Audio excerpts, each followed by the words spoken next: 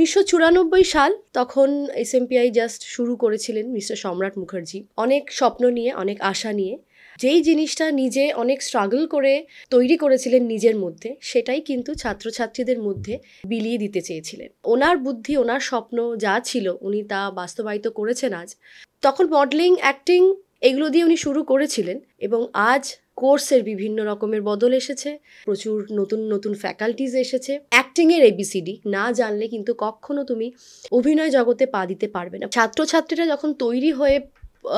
ফ্লোরে যাচ্ছে কাজ করতে তখন তাদের কিছু জিনিসের সম্মুখীন হতে হয় যেগুলো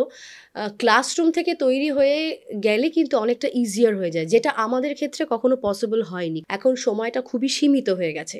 তাই তুমি না যদি কাজ জেনে ফ্লোর অবধি যাও তাহলে আইদার তুমি রিজেক্টেড হবে কোনোদিন সেই সুযোগটাই হয়তো প্রপারলি পাবে না শুধু যে অভিনয় করতে গেলে ডায়লগ ডেলিভারি সেটা বলবো না তার সাথে সাথে ক্যামেরা কিভাবে ফেস করতে হয় শুধু তার সাথে সাথে লাইটটা কিভাবে নিতে হয় আমার কো অ্যাক্টরকে আমি কিভাবে স্পেস দেব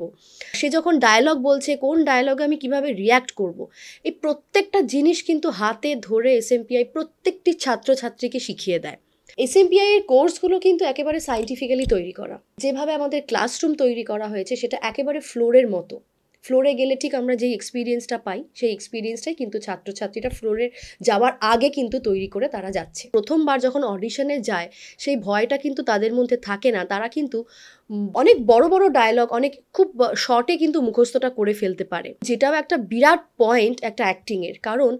ডায়লগ না বললে অ্যাক্টিং হবে না এবং ডায়লগটা বলতে গেলে অন্তত 5 থেকে 7 লাইন একটু প্রপার স্ক্যানিং প্রপার চরিত্র বুঝে ডায়লগ বলতে হয় আমরা দেখে এসেছি প্রচুর মডেলসরা যারা পরবর্তীকালে অভিনেতা অভিনেত্রী হয়েছেন এবং প্রচুর অভিনেতা অভিনেত্রীদের কিন্তু মডেলিং করতে হয় আজকাল কোনো কিছুকেই না বললে কিন্তু চলে না ডান্সটা ভীষণ ইম্পর্ট্যান্ট যেটা আমি নিজের ক্যারিয়ার দিয়ে ফেস করেছি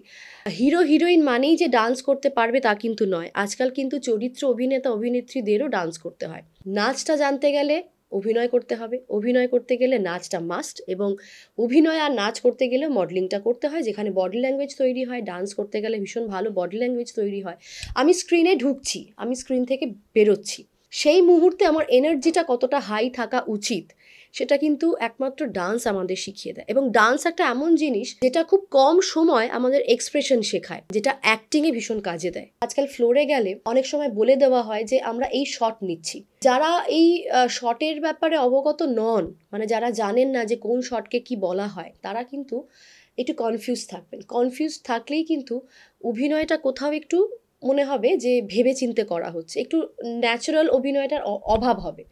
তো এই জিনিসগুলো যখন তারা শিখে যাচ্ছে তারা কিন্তু 1 সেকেন্ডের মধ্যে বুঝে নিচ্ছে যে ডিরেক্টর কি চাইছে হ্যাঁ এবং বাকিটা হচ্ছে তাদের এক্সপিরিয়েন্স বাকিটা যত কাজ করবে তত তাদের এক্সপিরিয়েন্স হবে আমার মনে হতেই পারে যে আমি শুধু অ্যাক্টিং করব না আমি মিডিয়ার প্রফেশনে কিছু একটা করতে চাই আমি অ্যাঙ্কারিং করতে চাই এসএমপিআই কিন্তু সেই রকম ছাত্রছাত্রীদেরও কিন্তু আপনাদের সামনে এনে দিয়েছে যারা প্রচুর সফল অ্যাঙ্কার ক্যামেরার পেছনেও কিন্তু প্রচুর বিভাগে এসএমপিআই এর সফল ছাত্রছাত্রীরা কাজ করছেন এই এতগুলো বছর ধরে শুধু ছাত্রছাত্রী বললে ভুল হবে বাবা মায়েরা প্রচুর ভরসা রেখেছেন বিশ্বাস রেখেছেন এসএমপিআই এর ওপর এসএমপিআই ছিল এসএমপিআই আছে এবং এসএমপিআই থাকবে এসএমপিআই যেমনি 4 দেওয়ালের মধ্যে আটকে নেই তেমনি আপনারাও এগিয়ে আসুন এবং আপনাদের ছেলে মেয়েদেরও কিন্তু 4 দেওয়ালের মধ্যে আটকে রাখবেন না কারণ কে বলতে পারে আপনার ছেলে মেয়েদের মধ্যেই হয়তো কোনো না কোনো